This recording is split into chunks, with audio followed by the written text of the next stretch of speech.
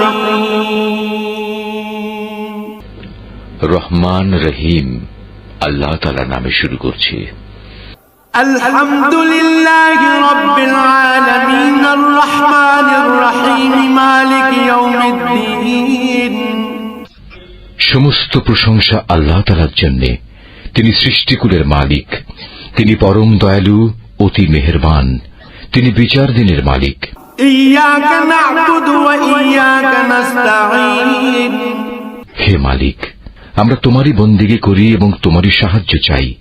اهدنا الصراط المستقيم صراط الذين أنعمت عليهم غير المغضوب عليهم ولا الضالين তুমি আমাদের সরল ও অবিচল পথটি দেখিয়ে দাও, তাদের পথ যাদের উপর তুমি অনুগ্রহ করেছ, তাদের পথ